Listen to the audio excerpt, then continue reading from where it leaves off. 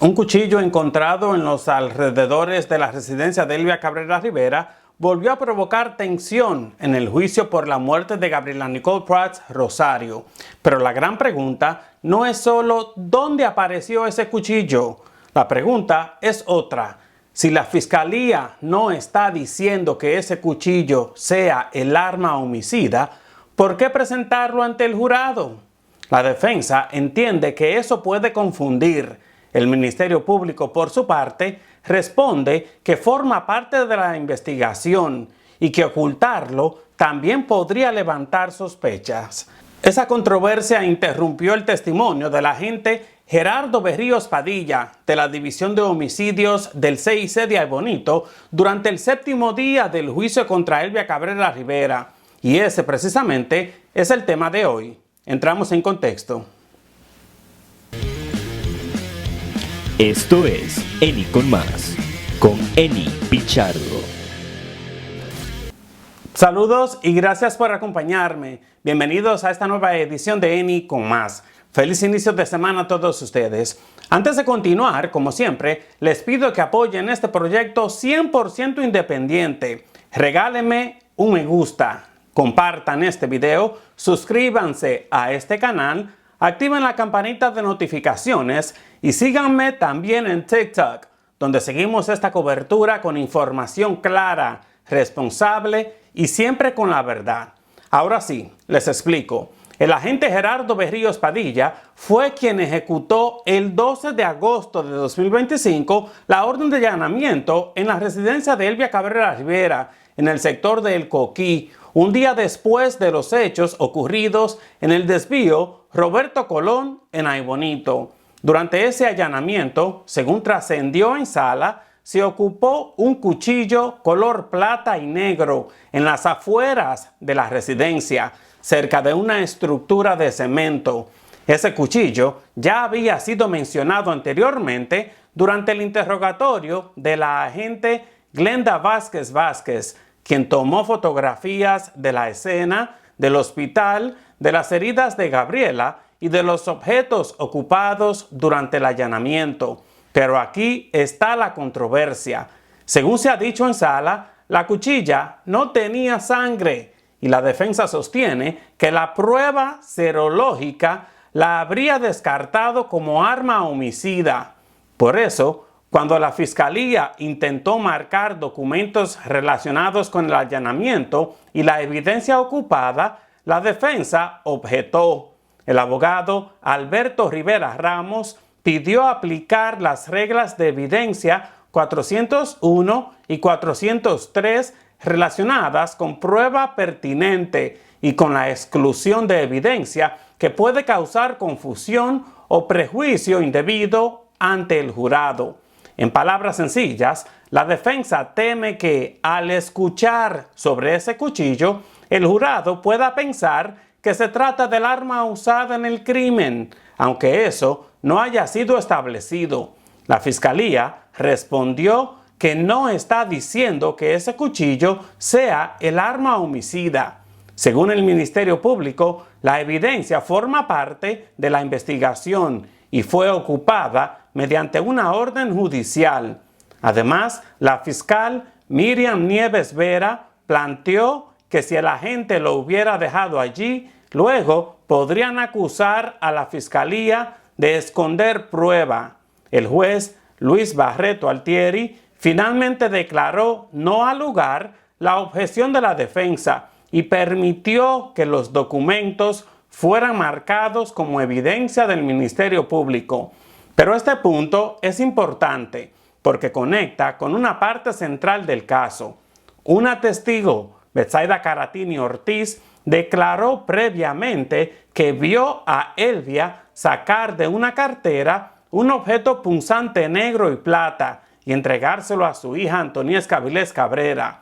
Sin embargo, otros testigos hasta ahora no han respaldado directamente esa versión. La testigo Paula Sofía Carpena ubicó a Elvia en la escena y declaró que habría agredido a Lisandra Rosario, la madre de Gabriela, pero también dijo que nunca la vio entregar un arma ni sacar un objeto punzante de una cartera. Así que el jurado tiene varias piezas sobre la mesa: testimonios, videos, fotografías, documentos del allanamiento y ahora una controversia sobre qué valor real puede tener ese cuchillo.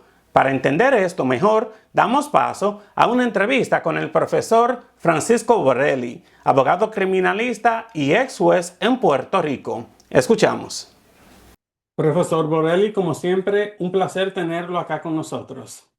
Un placer para mí poder colaborar con ustedes en llevar una información neutral, una información educativa en términos de los procesos penales en Puerto Rico para que la gente pueda utilizarlo, ¿verdad? E informarse adecuadamente para o ofrecer opiniones en la discusión pública de los asuntos que les interesa a la ciudadanía. Profesor, antes de entrar en la controversia de hoy, ¿hasta dónde puede llegar un abogado criminalista o un ex juez comentando un caso activo sin influir en el proceso ni juzgar a nadie? Nuestro ordenamiento jurídico, el Tribunal Supremo, que es la máxima autoridad que regula la conducta de los abogados, la conducta profesional de los abogados, eh, ha establecido toda una serie de reglamentación o normas de conducta profesional, tanto para los abogados que son jueces, que esos son los cánones de ética judicial, y para los que no son jueces o que fueron jueces y se retiraron, que pasan a ser abogados, a menos que después de retirarse de la judicatura o cesar en sus funciones de jueces, hayan pedido no ser abogados y excluirse de la práctica de la profesión. De lo contrario, pues entrarían a regirse por las reglas de la conducta profesional, que es la que emite el Tribunal Supremo como autoridad máxima y que en su poder, en función de su poder inherente para regular la conducta, ya sea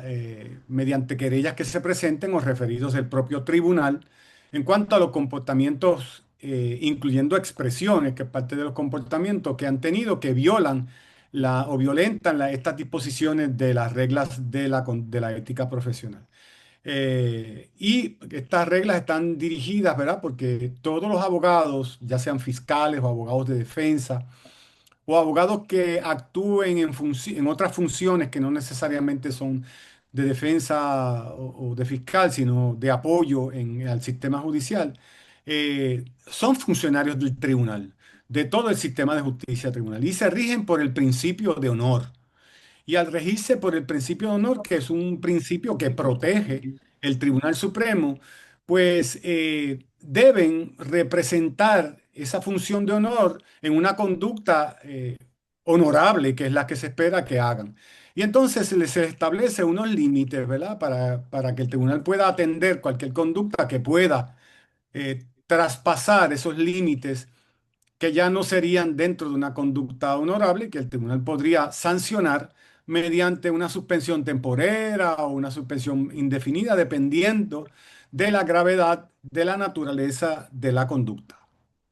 En cuanto a las expresiones que puedan hacer los abogados o los fiscales en un caso, que son parte en un caso que se está ventilando, pues la regla 3.6 de las reglas de cánones de ética vigente, el límite es no hacer expresiones que puedan causar un perjuicio sustancial Ujú. sobre los derechos fundamentales del acusado, ¿verdad? O que puedan violentar el principio de la garantía de un juicio justo e imparcial.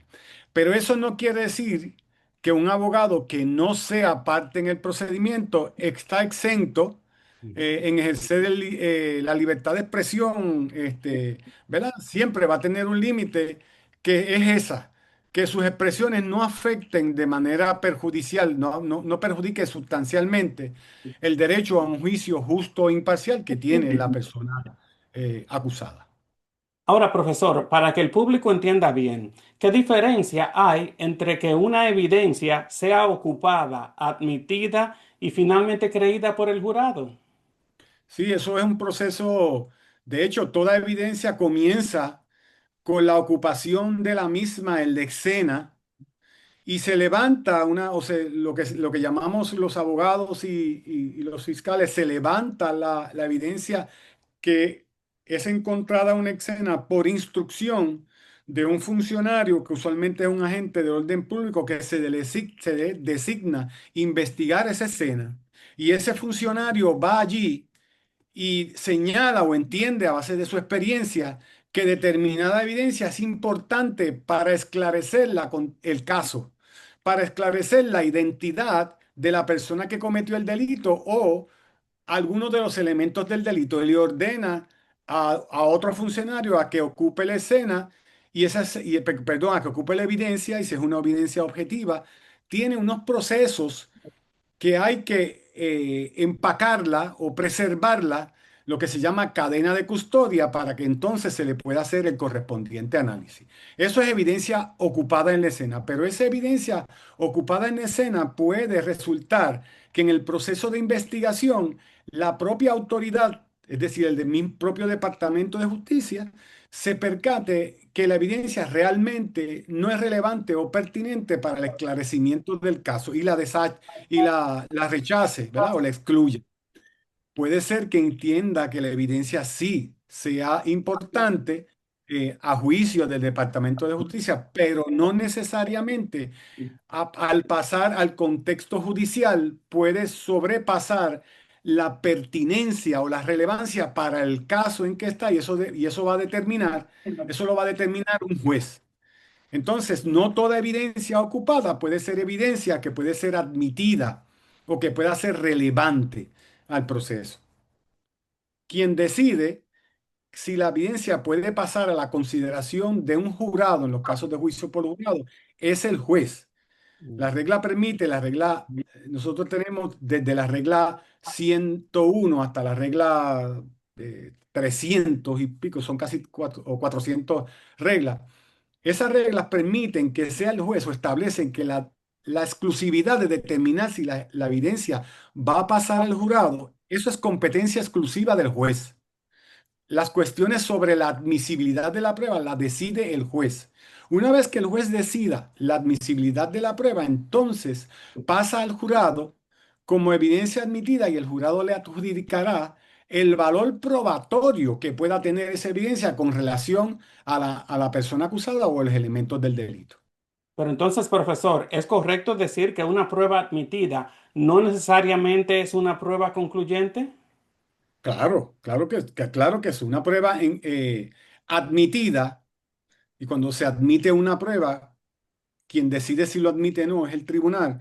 Inmediatamente que el tribunal eh, determina que es admisible la prueba, hay que marcarla como exhibit. Y esa evidencia marcada como exhibit es la que pasa al jurado. Ya está marcada como exhibit, pero la prueba no va a ser concluyente utilizando la frase que usted usa porque puede ser que el jurado no le dé el valor probatorio, no crea, ¿verdad? O no le adjudique el valor probatorio que el proponente de la evidencia, que en casi todos los casos criminales el proponente de la evidencia es el Departamento de Justicia del país representado por la figura del fiscal o la fiscal. En términos generales, profesor Borelli, ¿puede una prueba formar parte de la investigación sin que necesariamente sea prueba directa del crimen? Claro que sí. Como le expliqué, puede ser una evidencia ocupada que no tenga ninguna pertinencia o relevancia, o que aún teniendo una pertinencia o relevancia, su valor probatorio sea escaso en comparación con el perjuicio que puede causar a la mente del jurado y que el juez, a base de la regla 403, lo excluya por el prejuicio que causa el perjuicio que causa a la persona imputada de delito, más allá del valor probatorio que pueda tener el juez la excusa.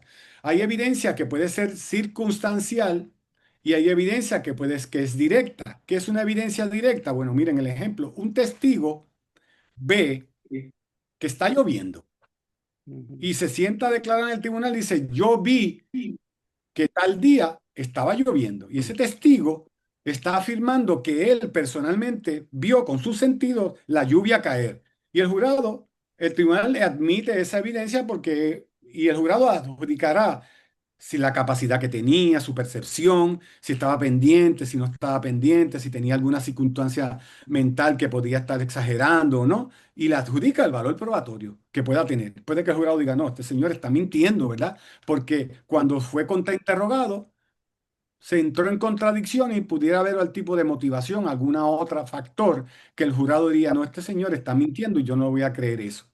Ok, ese mismo testigo no es testigo directo de que vio que estaba lloviendo, pero sí estaba en su casa, las puertas y las ventanas de su casa estaban cerradas. Él sentía que la lluvia caía en su casa y vio cuando su esposa o esposo llegó con una sombrilla empapada y la cerró.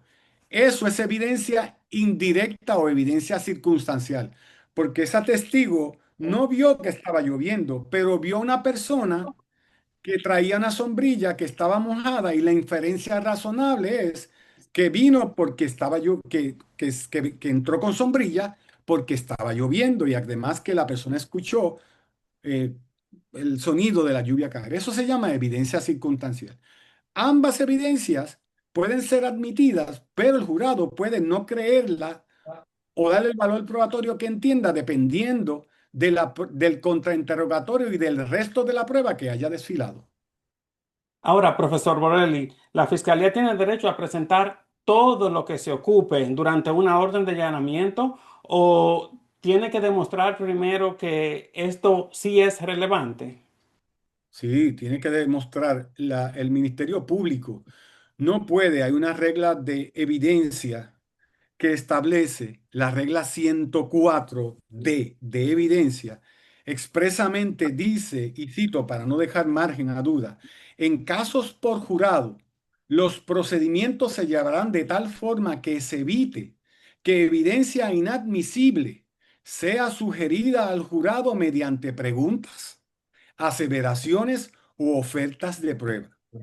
Si el fiscal o la fiscal sabe que la evidencia es inadmisible, porque ya la tiene que haber evaluado a la luz de las reglas de evidencia, aún así, de alguna forma hace alguna pregunta o hace una aseveración frente al jurado en el sentido de que esa evidencia existe y aunque el juez la elimine, ese jurado se lleva en la mente una inferencia impermisible de que esa evidencia existe y puede tomar una determinación basada exclusivamente en ese comentario que hizo el fiscal, o puede aplicar a la defensa también en caso contrario. Pero estoy poniendo en el ejemplo de, ¿verdad? Viendo de la visión de que sea el fiscal el que está ofreciendo la evidencia y hace un comentario, el juez no le admite la evidencia, y entonces el jurado se lleva el mensaje. Igualmente ocurre. El peligro en estos casos es que no solamente con la pregunta del fiscal o la fiscal que sabía que la evidencia era claramente inadmisible y aún así hace la pregunta para que sea objetada, pero que sea escuchada por el jurado. El, el periodista que está en sala escuchó la pregunta. ¿Qué pasa? Ese periodista dependiendo si es un periodismo, ¿verdad? Periodista comercial, cadenas comerciales que tienen, ¿verdad? Unos objetivos que son en algunas ocasiones y recientemente, en más de las deseadas, unas agendas o unos de rating de que la gente escuche, pues puede utilizar esa pregunta para generar algún tipo de controversia que haga que la gente siga el programa y que vea el programa. Entonces, ese es el gran peligro con hacer comentarios o hacer preguntas o hacer cualquier otro tipo de visibilización de una evidencia que va a ser, que claramente va a ser, resulta invisible. Profesor Borelli, ¿y dónde está la línea entre presentar la totalidad de una investigación y exponer al jurado a una prueba que podría crear prejuicio? Es fundamental, muy fundamental, la eh, intervención de la parte afectada, si es el acusado, la defensa, si es el fiscal, pues el Ministerio Público, eh, y obviamente el juez debe intervenir de una manera proactiva, con unas instrucciones o con una exclusión del jurado para aclarar el incidente en sala y si hay que dar una instrucción al jurado para que eliminen ese comentario o cualquier inferencia inapropiada que hayan hecho de esa evidencia inadmisible, tratar de ser lo humanamente posible para que ese jurado pueda eliminar eso de su mente al momento de emitir o evaluar la evidencia.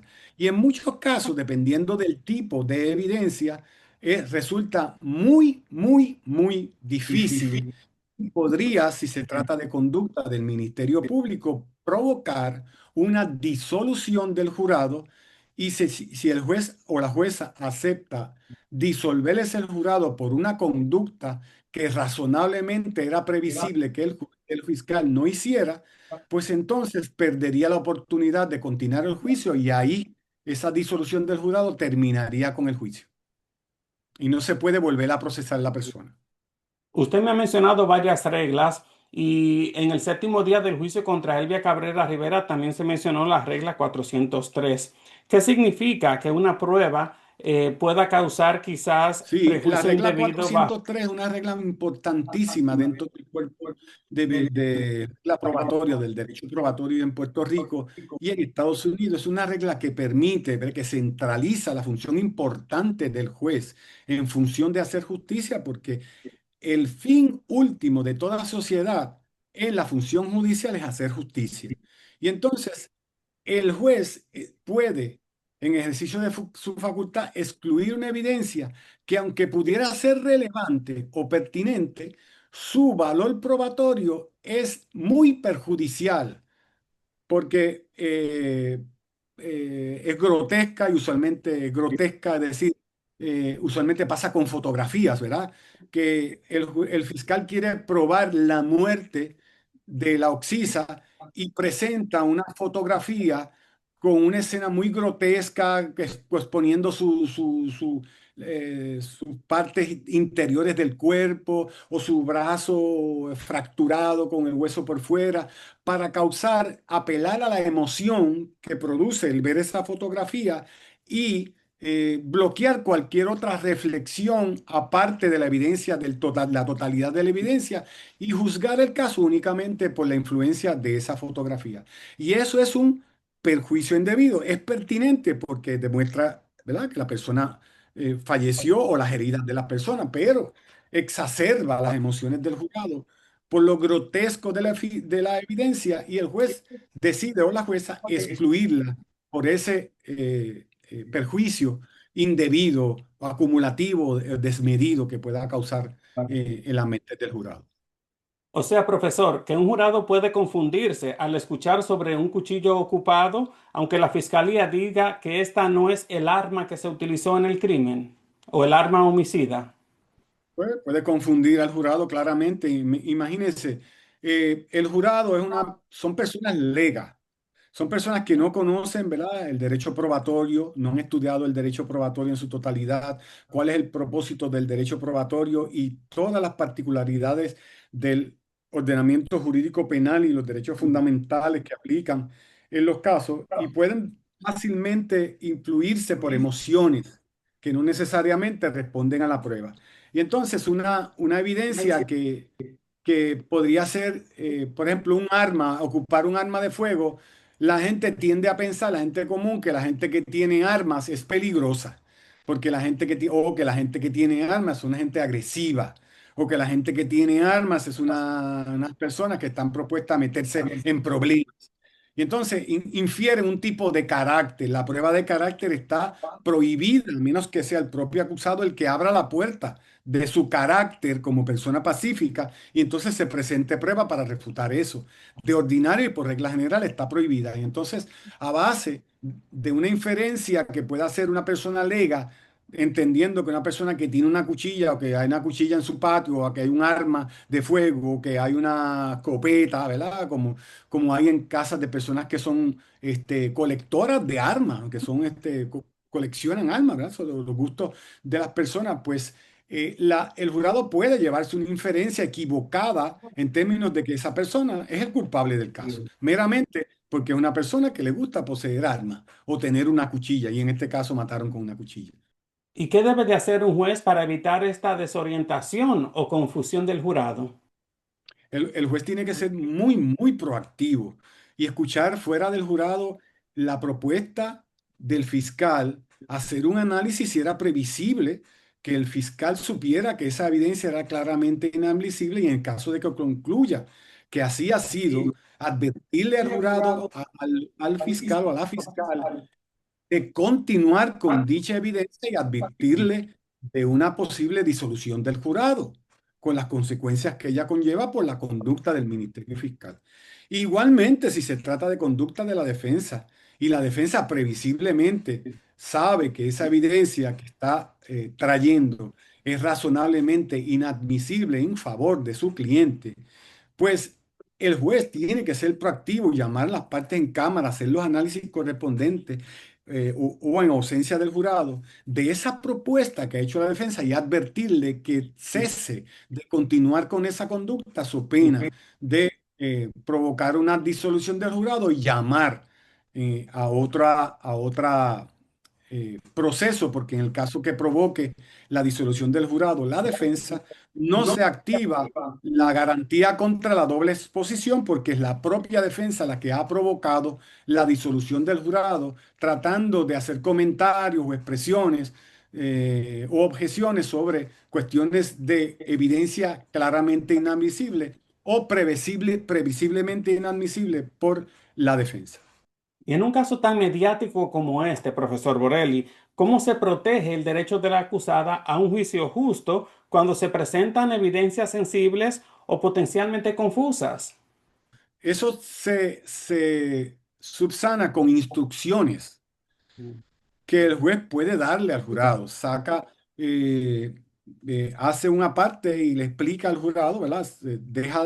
Detiene la presentación de pruebas e instruye al jurado de forma verbal, diciéndole, damas y caballeros del jurado, ustedes deben eliminar el comentario, la expresión que hizo la fiscal o el abogado de defensa en cuanto a determinada conducta o con determinada expresión deben eliminar de sus mentes y no considerarla en este caso para emitir el veredicto que vayan a emitir o evaluar la prueba que vayan a evaluar. Esto lo deben eliminar y asegurarse el juez de que ese jurado entendió la instrucción y entendió cuál es la responsabilidad y me imagino con un poco más, yo recomendaría un poco más recibir que el jurado o cuál jurado ha tenido alguna preocupación, no está dispuesta o cree que es imposible, que no va a poder seguir la instrucción que el juez le dio porque ya recibió una información, aunque la evidencia resulta inadmisible,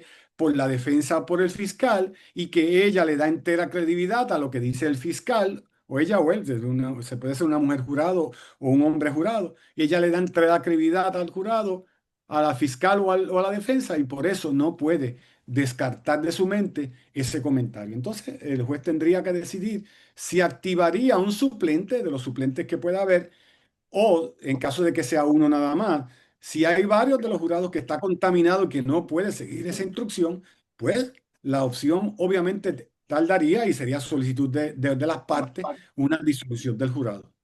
Pero el mecanismo es la instrucción al jurado, instruir al jurado que eliminen ese comentario, que eliminen que esa evidencia no la pueden considerar. Para eso están las instrucciones al jurado. Entonces, finalmente, profesor Borelli, según lo que usted me ha dicho, nosotros los periodistas tenemos una gran responsabilidad al reportar casos como este, con controversias de evidencia, sin convertirlas en sentencia pública. Sí, porque fíjese que incluso fíjese lo importante que es tener mucho cuidado desde el periodismo imparcial, objetivo, del periodismo investigativo, del periodismo informativo a otro periodismo, ¿verdad? Comercial que tiene otros intereses envueltos, es que ese esfuerzo que puede haber realizado ese juez o jueza para tratar de que ese jurado elimine de su mente ese comentario o los fundamentos de la admisibilidad en la proyección posterior por la televisión, el periodista puede insistir, hacer una interpretación errada sobre eso y llevar al jurado a seguir contaminado en su mente y obviamente tener un efecto sobre el resultado, un efecto injusto, ¿verdad? Un efecto que afecte el derecho de los pueblos, del pueblo a que toda persona tenga un juicio justo e imparcial. Y definitivamente esa es nuestra misión, entrevistándolo siempre a usted y a otros expertos que nos dan sus explicaciones de forma imparcial. Profesor Borelli, como siempre, gracias por su tiempo y su colaboración. Gracias a usted por permitirme explicarle a sus audiencias el derecho en mi país. Un placer, como siempre. Y ahí lo tienen. Ese séptimo día de juicio dejó claro que la batalla no es solo por lo que dicen los testigos, sino también por cada pieza de evidencia que llega al jurado. Para la fiscalía, el cuchillo forma parte de la investigación. Para la defensa, puede crear una impresión equivocada si no se ha establecido que esté conectado directamente con el crimen. Y esa es precisamente la línea delicada en un juicio por jurado, que la evidencia ayude a esclarecer los hechos sin sugerir más de lo que realmente prueba. Gabriela Nicole Prats Rosario murió tras recibir heridas de arma blanca en medio de una pelea en Aybonito. Elvia Cabrera Rivera enfrenta cargos graves junto a su hija Antoniesca. Ahora el jurado tendrá que evaluar no solo los testimonios, sino también el verdadero peso de la evidencia física. Y ahora quiero leer su opinión sobre el caso. Espero que se una a la conversación. Si un cuchillo fue ocupado en la residencia de una acusada, pero no se ha establecido que sea el arma homicida, ¿cree usted que debe presentarse ante el jurado o podría causar confusión indebida? Déjeme su opinión en los comentarios y comparta este video para abrir el debate a más personas. Y no olvide darle me gusta, suscribirse a este canal, activar la campanita de notificaciones y seguirme también en TikTok para más actualizaciones. Gracias por estar conmigo. Nos vemos en la próxima edición de ENI con más. Un breve informativo, siempre con la verdad.